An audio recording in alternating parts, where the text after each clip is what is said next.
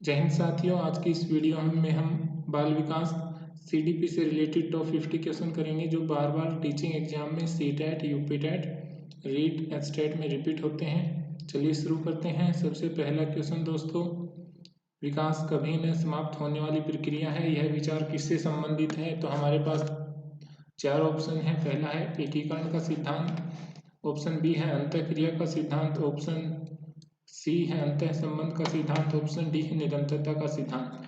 तो विकास कभी न समाप्त होने वाली प्रक्रिया है, यानी कि निरंतर चलती रहेगी, और निरंतर चलती रहेगी तो सिद्धांत का नाम भी है आपका निरंतरता का सिद्धांत। इसके बाद साथियों सेकंड क्वेश्चन, बच्चों के बौद्धिक विकास या संज्ञानात्मक विकास की चार विशिष्ट अवस्थाओं की पहचान किसने की? स्किनर ने, पियाजे ने, कोलबर्ग ने, एरिक्सन ने। तो जो जीन पियाजे थे उन्होंने बच्चों के संज्ञानात्मक विकास से संबंधित चार अवस्थाएं बताई हैं। थर्ड क्वेश्चन, सीखने के अंतःदृष्टि सिद्धांत को किसने बढ़ावा दिया? तो सीखने के अंतःदृष्टि सिद्धांत को आपके ऑप्शन है जीन पियाजे, वाइगोत्स्की, गेस्टाल्ट सिद्धांतवादी या पावलोव। तो आपका जो आंसर होगा वो होगा सी। जो कोहलर, कोफका, ये जितने भी मनोवैज्ञानिक रहे हैं गेस्टाल्टवादी, इन्होंने सीखने के अंतर्दृष्टि सिद्धांत को बढ़ावा दिया है। नेक्स्ट क्वेश्चन देखते हैं दोस्तों, क्वेश्चन नंबर 4, वह कौन सा स्थान है जहां बच्चों के संज्ञानात्मक विकास को बेहतर तरीके से परिभाषित किया जा सकता है? ऑप्शन ए है सभागार, ऑप्शन बी है घर, ऑप्शन सी है आपका घर खेल का मैदान, ऑप्शन डी है विद्यालय एवं कक्षा पर्यावरण। तो विद्यालय एवं कक्षा पर्यावरण ऐसा जगह है जहां पर बच्चे के संज्ञानात्मक या बौद्धिक विकास को अच्छे तरीके से परिभाषित किया जा सकता है। क्वेश्चन नंबर 5 देखते हैं दोस्तों। इसके बाद वह घटना या वह अवस्था जब बच्चा तार्किक रूप से वस्तुओं व घटनाओं के विषय में चिंतन प्रारंभ करता है। तो ये जो चार अवस्थाएं हैं ये पियाजे के द्वारा दी हुई हैं, जीन पियाजे के द्वारा। सबसे पहली जो अवस्था थी वो थी संवेदी प्रेरक, इसके बाद पूर्व संक्रियात्मक, मूर्त संक्रियात्मक और औपचारिक संक्रियात्मक। तो ये जो ऑप्शन दिए हैं हमें बताना है कि तार्किक रूप से वस्तुओं व घटनाओं के बारे में बच्चा कब से सोचना प्रारंभ कर देता है। तो संवेदी प्रेरक अवस्था में बच्चा इंद्रियों से सीखता है और इतना ज़्यादा तार्किक रूप से नहीं सोचता है। पूर्व संक्रियात्मक अवस्था में बच्चा घटनाओं के बारे में कुछ हद तक चिंतन प्रारंभ कर देता है। तो हमारा ऑप्शन होगा ए यहाँ पर। पियाजे के अनुसार कौन सी अवस्था में बच्चा अमूर्त संकल्पनाओं को, मूर्त संकल्पनाओं के बारे में अगर हम बात करें तो जो मूर्त संक्रियात्मक अवस्था है उसमें बच्चा सोचना आरंभ कर देता है। लेकिन अमूर्त के बारे में अगर हम बात करें तो बच्चा 11 साल से ऊपर जब होता है, जब उसकी औपचारिक फॉर्मल ऑपरेशनल स्टेज होती है बच्चे के, उसी टाइम पर बच्चा सोचता है ऐसी चीज़ों के बारे में जो कि उसके सामने मौजूद नहीं है, यानी कि अमूर्त रूप से संकल्पना करना प्रारंभ कर देता है। क्वेश्चन नंबर 7 साथियों, बच्चे दुनिया के बारे में अपनी समझ का सृजन करते हैं। बच्चे दुनिया के बारे में अपनी समझ का सृजन करते हैं, यह कथन या यह बात का जो श्रेय है वो हम किसको दे सकते हैं? आपके चार ऑप्शन है कोहलबर्ग, स्किनर, पियाजे या पावलोव। तो जिन्होंने संज्ञानात्मक विकास की चार अवस्थाएं दी हैं जीन पियाजे, उनका मानना था कि बच्चे दुनिया के बारे में अपनी समझ का सृजन करते हैं। क्वेश्चन नंबर 8, मानव विकास कुछ विशेष सिद्धांतों पर आधारित है, निम्नलिखित में से कौन सा मानव विकास का सिद्धांत नहीं है? प्रतिवर्ती यानी कि रिवर्स हो जाना, निरंतर यानी कंटिन्यू रहेगा, अनुकारमिक विशेष क्रम को फॉलो करेगा, सामान्य से विशिष्ट होगा। तो विकास दोस्तों सामान्य से विशिष्ट की तरफ जाता है, विशेष क्रम को फॉलो करता है, कंटिन्यू रहता है, कभी न समाप्त होने वाली प्रक्रिया है, लेकिन रिवर्स नहीं होता, वापिस नहीं होता। दैट मीन्स आपका जो ऑप्शन ए है वो यहाँ पर विकास के सिद्धांत को नहीं दर्शाता और यही हमारा करेक्ट आंसर है। क्वेश्चन नंबर 9 देखें साथियों, अनुवांशिकता को खालिस्तान सामाजिक रचना माना जाता है। ऑप्शन ए स्थिर, ऑप्शन बी प्राथमिक, ऑप्शन सी गौण, ऑप्शन डी तथ्यात्मक। तो जो अनुवांशिकता होती है, जो हेरिडिटी होती है, जो बच्चा अपने माँ बाप से प्राप्त करता है वह स्थिर होती है, चेंज नहीं होती। जो बच्चे ने मदर से और फादर से जो अनुवांशिकता प्राप्त कर ली उसको हम गति नहीं दे सकते, उसको हम गौण भी नहीं रख सकते, उसका एक इम्पोर्टेंट रोल होता है, इसलिए इसको स्थिर यहाँ पर हमारा ऑप्शन सही है। क्वेश्चन नंबर 10 देखें साथियों, पियाजे के अनुसार विकास की पहली अवस्था जन्म से 2 वर्ष की आयु तक, यानी ये जो आयु है इसको हम क्या बोलेंगे, इंग्लिश में बोलेंगे सेंसरी मोटर और हिंदी में बोलेंगे संवेदी प्रेरक। तो संवेदी प्रेरक या सेंसरी मोटर, जहाँ पर बच्चा सेंस से सीखता है। तो हमारे जो सेंस ऑर्गन्स है ना, तो सेंस ऑर्गन कौन कौन से हैं, हमारे जो 5 सेंस ऑर्गन्स हैं उनका नाम टाइप कीजिए जरा कमेंट बॉक्स में। तो जो पांचों जो हमारे सेंस ऑर्गन्स हैं, वहाँ पर आपकी जो स्किन है, यानी जो हम टच करने की एबिलिटी रखते हैं, या सुनने की एबिलिटी रखते हैं, या देखने की एबिलिटी, या टेस्ट करने की एबिलिटी रखते हैं, तो इस प्रकार से हमारी जो इंद्रियां हैं, इंद्रियों के प्रयोग के द्वारा बच्चा सीखता है। नेक्स्ट देखिए साथियों, क्वेश्चन नंबर 11, अवधारणाओं का विकास मुख्य रूप से किस चीज का हिस्सा है। तो अवधारणाओं का विकास न तो सामाजिक विकास का हिस्सा है, नहीं संवेगात्मक का, और नहीं शारीरिक का। तो आपका जो अवधारणाओं का विकास होता है वह हमेशा बौद्धिक विकास का हिस्सा होता है। क्वेश्चन नंबर 12 देखते हैं साथियों, बच्चे के उचित विकास को सुनिश्चित करने के लिए उसका स्वस्थ शारीरिक विकास एक महत्वपूर्ण आवश्यकता है। यहाँ पर इन्होंने शारीरिक विकास को किससे जोड़ दिया है, बच्चे के विकास से। क्यों? क्योंकि अगर हम विकास के अलग अलग पहलू देखें, शारीरिक विकास देखें, मानसिक या बौद्धिक विकास देखें, सामाजिक विकास देखें, तो आपस में सभी अंतः संबंधित हैं। और उसमें से मुख्य रूप से फिजिकल डेवलपमेंट, बच्चे का अगर फिजिकल डेवलपमेंट अच्छे से हुआ तो उसके बाकी विकास के आयाम भी अच्छे से होंगे।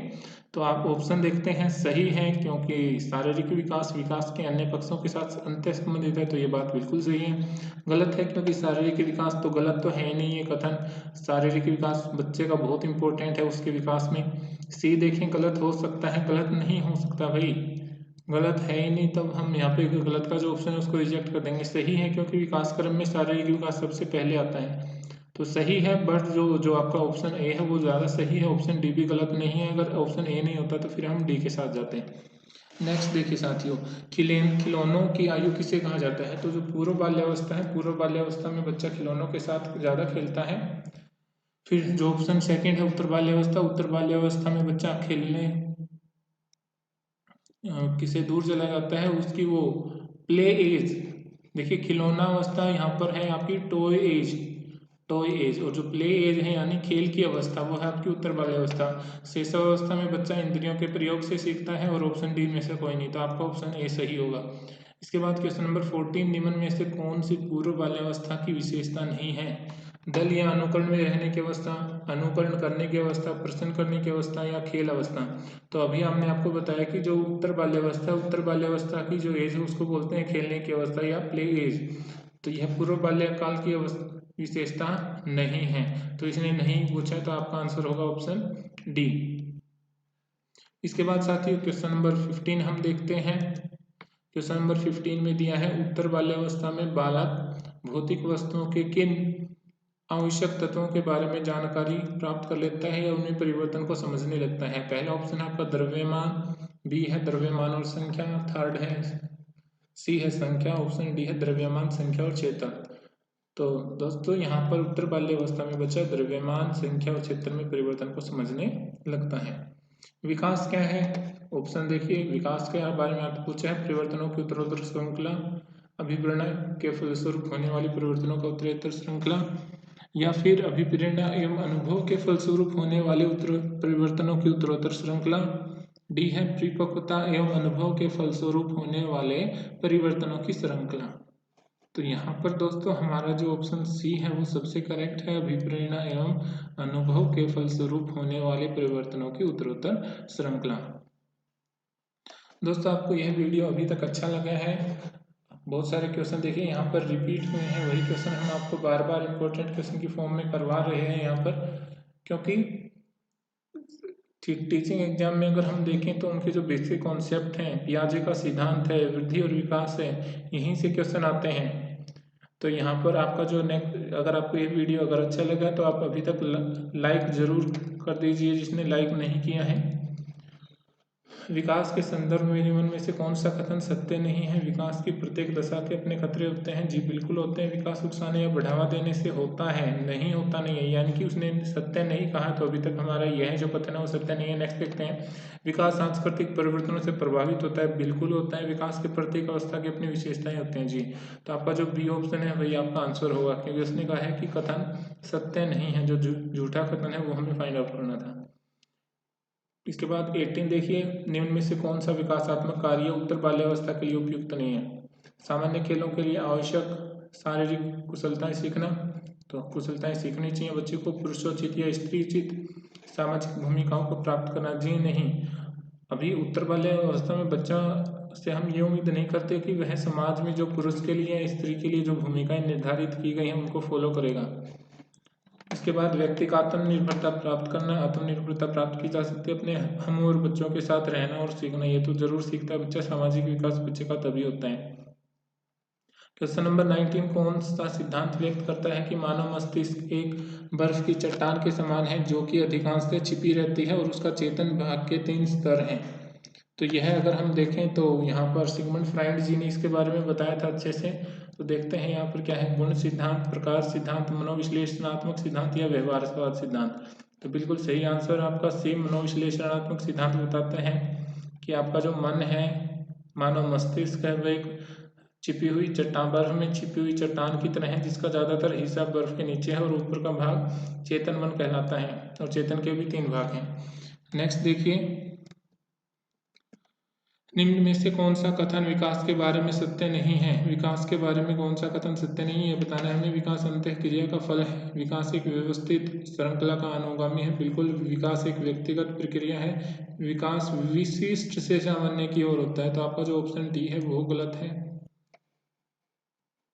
क्योंकि विकास सामान्य से विशिष्ट की तरफ होता है, न कि विशिष्ट से सामान्य की तरफ। तो आपका जो ऑप्शन डी होगा वही हमारा करेक्ट आंसर होगा, क्योंकि इसमें आपको बताना था कौन सा कथन सत्य नहीं है।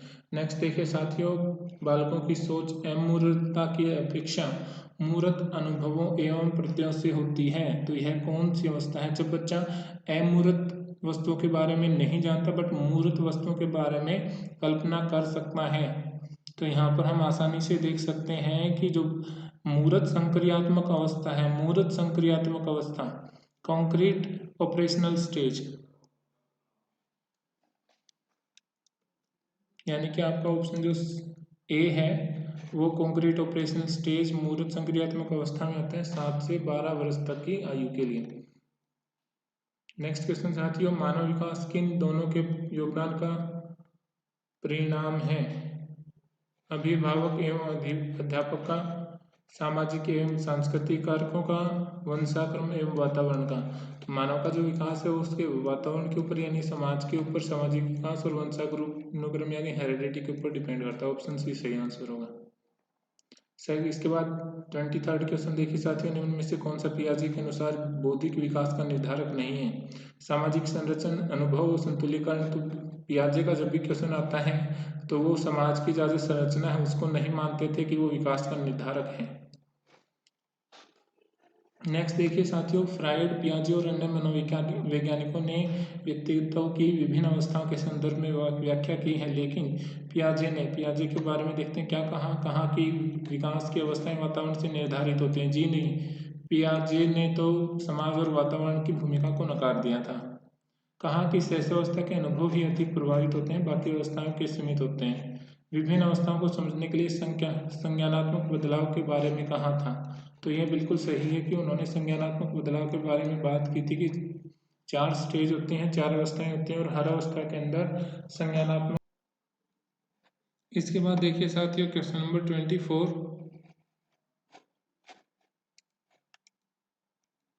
क्वेश्चन नंबर 24 करने के बाद 25 देखते हैं। वह स्तर जिसमें बच्चा किसी वस्तु या घटना के बारे में तार्किक रूप से सोचना प्रारंभ कर देता है। तो बच्चा तार्किक रूप से सोचना प्रारंभ कब करेगा। संवेदन प्रणोद अवस्था में, औपचारिक क्रियात्मक अवस्था में, पूर्व क्रियात्मक या मूर्त। तो मूर्त क्रियात्मक अवस्था होती है उसमें बच्चा सोचता है तार्किक रूप से, परंतु वह अमूर्त वस्तुओं के बारे में संकल्पना नहीं कर पाता। नेक्स्ट क्वेश्चन देखिए साथ ही क्वेश्चन नंबर 26। बचपन का सांप्रतिक दृष्टिकोण की मान्यता क्या है। बहुत तरीके से बच्चे प्राप्त वयस्कों के बराबर होते हैं।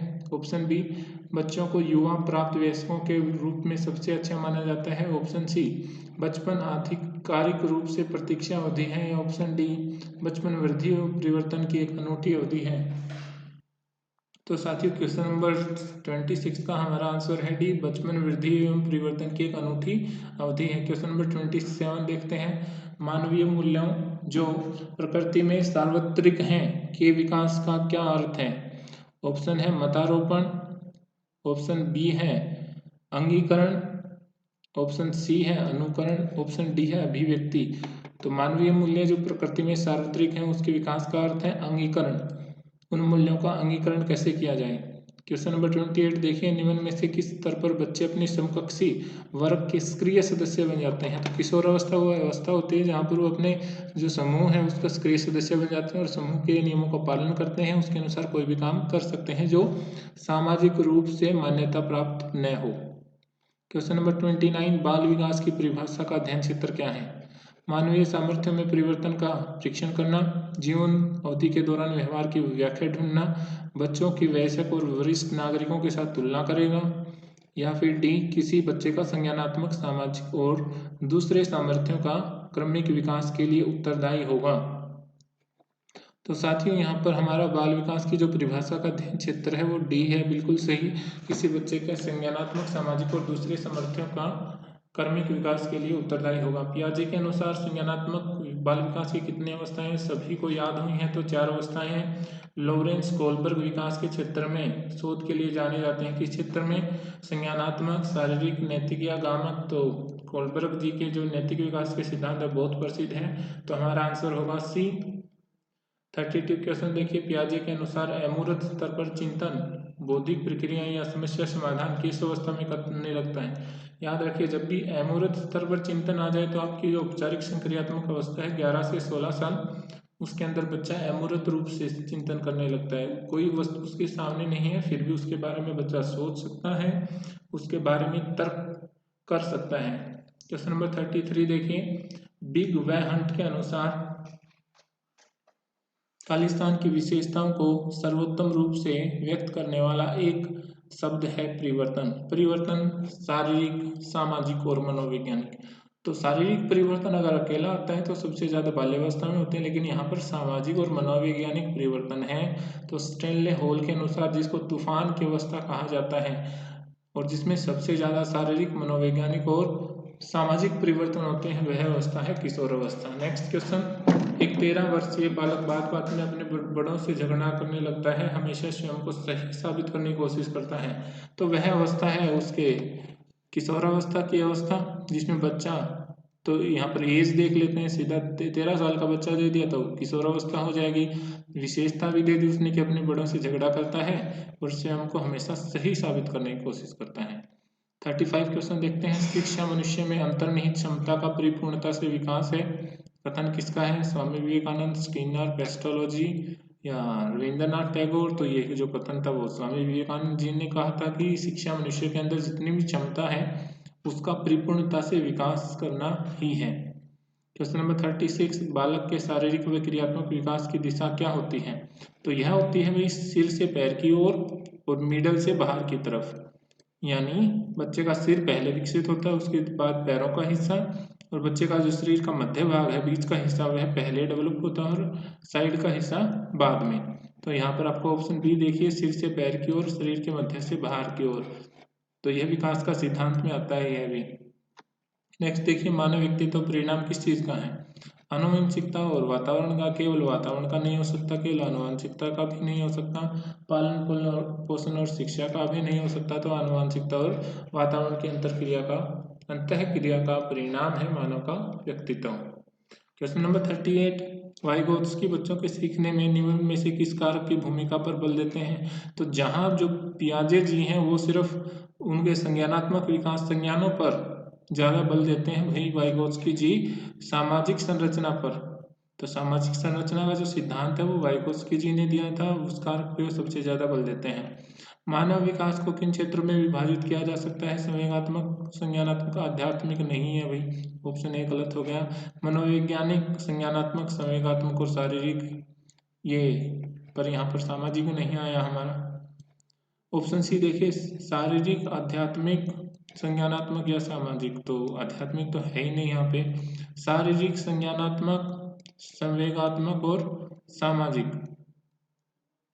तो अगर हम 39 का यहाँ पर अगर हम आंसर देखें तो यहाँ पर 39 का जो बी और डी है दोनों सही लग रहे हैं, लेकिन यहाँ पर अगर हम संज्ञानात्मक, संवेगात्मक और मनोवैज्ञानिक, लेकिन यहाँ पर क्या नहीं आया था, सामाजिक नहीं आया था, तो आपका जो ऑप्शन डी है वो सही होगा। इसके बाद देखिए, निम्न में से कौन सा विकास का सिद्धांत है? विकास रेखीय होता है, निरंतर चलने वाली प्रक्रिया नहीं है, विकास की सभी प्रक्रिया अंतर संबंधित नहीं है, विकास की दर समान नहीं होती। बिल्कुल भी जो डी है वो विकास की दर समान नहीं होती, किसी बच्चे में जल्दी विकास होता है, किसी में लेट विकास होता है, किसी में ज़्यादा, किसी में कम। 41 देखते हैं, जब बच्चे की दादी उसको अपनी माँ की गोद से ले लेती है तो बच्चा रोने लगता है। बच्चा खालिस्तान के कारण रोता है। संवेगात्मक दुश्चिंता, अजनबी, तो अजनबी तो नहीं है भाई दादी, रियो पता है माँ के पास वापस आ जाएगा। सामाजिक दुश्चिंता भी नहीं है, तो संवेगात्मक दुश्चिंता है। नेक्स्ट देखिए, कोलबर्ग के अनुसार शिक्षक बच्चों में नैतिक मूल्यों का विकास किस प्रकार से कर सकते हैं? व्यवहार के स्पष्ट नियम बनाकर, नैतिक मुद्दों पर आधारित चर्चाओं में उनको शामिल करके, कैसे व्यवहार किया जाना, इस पर कठोर निर्देश तो देना ही नहीं है शिक्षक को, धार्मिक शिक्षा को भी महत्व नहीं देना है। तो व्यवहार के स्पष्ट नियम बनाने की बजाय अगर हम उनको नैतिक चर्चाओं में शामिल करेंगे तो बच्चे के अंदर नैतिक मूल्यों का विकास जरूर होगा। 43 क्वेश्चन देखिए, पियाजे के संज्ञानात्मक विकास के चरणों के अनुसार जो पहली अवस्था है इंद्रिय कामक अवस्था, वो किससे संबंधित है? तो उसमें बच्चा इंद्रियों से सीखता है, अनुकरण करता है, फॉलो करता है, याद रखता है और फिर कुछ देर बाद भूल जाता है। तो पहला देखिए, तार्किक रूप से नहीं करता, विकल्पों के निर्वचन और विश्लेषण की योग्यता नहीं होती भाई, सामाजिक मुद्दों से उसको कोई सरोकार नहीं होता। तो यहाँ पर आपका ऑप्शन डी सही है कि जो पहली अवस्था है उसमें बच्चा अनुकरण, स्मृति और मानसिक निरूपण से सीखता है। विकास कब शुरू होता है? उत्तर बाल्यावस्था से नहीं होता, प्रसव पूर्व अवस्था से होता है भाई, शैशवावस्था से नहीं, पूर्व बाल्यावस्था से नहीं। तो बच्चे का जब माँ के गर्भ में जब वो उसकी शुरुआत होती है तभी से बच्चे का विकास शुरू हो जाता है। ऑप्शन बी सही है। चिंतन अनिवार्य रूप से कैसी प्रक्रिया है? तो चिंतन एक संज्ञानात्मक गतिविधि, मनोगतिक या मनोवैज्ञानिक या भावात्मक। तो चिंतन एक संज्ञानात्मक गतिविधि, संज्ञानों से संबंधित है। क्वेश्चन नंबर 46, पियाजे के अधिगम में संज्ञानात्मक सिद्धांत के अनुसार वह प्रक्रिया जिससे बच्चा संज्ञानात्मक संरचना को संशोधित करता है, चेंज करता है अपने जो पहले से उसने सीखे हुए हैं, तो इसको क्या बोलेंगे? प्रत्यक्षण बोलेंगे, समायोजन या समावेशन या स्कीमा? तो इसको हम बोलेंगे समावेशन। क्या बोलेंगे? समावेशन। अगर नई जानकारी जुटाता है तो समायोजन, जानकारी को चेंज किया तो समावेशन। नेक्स्ट देखिए साथियों, कोलबर्ग के अनुसार सही और गलत के निर्णय लेने में शामिल जो चिंतन प्रक्रिया होती है उसको हम क्या कहते हैं? तो यहाँ पर जो इसने कहा ऑप्शन जो दिए हैं, सहयोग की नैतिकता, ऑप्शन बी जो है वो आपका नैतिक तर्कणा, ऑप्शन सी है नैतिक यथार्थवाद, ऑप्शन डी है नैतिक दुविधा। तो जो तर्क शक्ति होती है, तर्कणा शामिल होती है, उसको हम कहेंगे नैतिक तर्कणा। क्वेश्चन नंबर 48 देखिए, निम्नलिखित में से कौन सा मुख्य रूप से आनुवांशिकता संबंधी है? आंखों का रंग, सामाजिक गतिविधियों में भागीदारिता, तो ये तो सामाजिक विकास से संबंधित है। समकक्ष व्यक्तियों के समूह के प्रति अभिवृत्ति, ये भी सामाजिक है भाई। चिंतन पैटर्न, ये भी आनुवांशिकता के ऊपर डिपेंड नहीं करता, लेकिन आंखों का रंग बच्चे के हाथ में नहीं है, सामाजिक संरचना का हिस्सा नहीं है, शारीरिक संरचना का हिस्सा है जो उसको अपने माँ बाप से मिला है। क्वेश्चन नंबर 49 देखिए, निम्नलिखित में से खालिस्तान के अतिरिक्त सभी वातावरणीय कारक विकास को आकार देते हैं? पहला है पौष्टिकता की गुणवत्ता, ऑप्शन बी है संस्कृति, ऑप्शन सी है शिक्षा की गुणवत्ता और ऑप्शन डी है साथियों शारीरिक गठन। तो आपको बताना है कि क्या शारीरिक गठन एक वातावरणीय कारक है या शारीरिक गठन बच्चे का जो आनुवंशिकी है उसके ऊपर डिपेंड करेगा? तो यहाँ पर हमारा करेक्ट आंसर होगा डी, शारीरिक गठन। पियाजे के अनुसार संज्ञानात्मक विकास के किस चरण पर बच्चा वस्तु स्थायित्व को प्रदर्शित करता है? वस्तु स्थायित्व का मतलब ये है कि अगर आपका मोबाइल बच्चे ने ले लिया, आपने मोबाइल को अपने पीछे छुपा लिया और बच्चे को बोल दिया कि मोबाइल तो बेटा गायब हो गया, चिड़िया ले गई मोबाइल को, तो बच्चे को लगेगा कि वास्तव में मोबाइल गायब हो गया है। लेकिन एक ऐसी अवस्था बतानी है जब बच्चे को ये पता लगना स्टार्ट हो जाता है कि मोबाइल वास्तव में वहीं पर है, छुपा रखे आपने, वस्तु स्थायित्व तो डेवलप हो जाता है उसके अंदर। तो पहला है भाई मूर्त संक्रियात्मक, दूसरा है औपचारिक संक्रियात्मक, तो इनमें तो बहुत सब कुछ उसको पता होता है। संवेदी प्रेरक यह चरण है जहां हम बच्चे को थोड़ा सा बेवकूफ़ बना सकते हैं, यह कह के कि भाई चिड़िया ले गई मोबाइल। ऑप्शन डी है आपका पूर्व संक्रियात्मक। ऑप्शन डी है पूर्व संक्रियात्मक। तो पूर्व संक्रियात्मक वह अवस्था होती है जहाँ बच्चे को पता लगना प्रारंभ हो जाता है 2 वर्ष के बाद कि जो वस्तु है वह वास्तव में वहीं पर है, उसको छिपा के रखा हुआ है। तो दोस्तों ये टॉप 50 क्वेश्चन थे वृद्धि और विकास से संबंधित। Estate, CTET, KVS, D triple में बार बार रिपीट होते हैं। वीडियो अगर आपको अच्छी लगी है तो वीडियो को लाइक ज़रूर करें, अपने साथियों के साथ शेयर करें जो टीचिंग एग्जाम की तैयारी कर रहे हैं। चैनल को अभी तक सब्सक्राइब नहीं किया है तो सब्सक्राइब करें। ऐसी और वीडियोज़, इन्फॉर्मेटिव वीडियोज़ हम लेकर आते रहेंगे। Thank you. जय हिंद।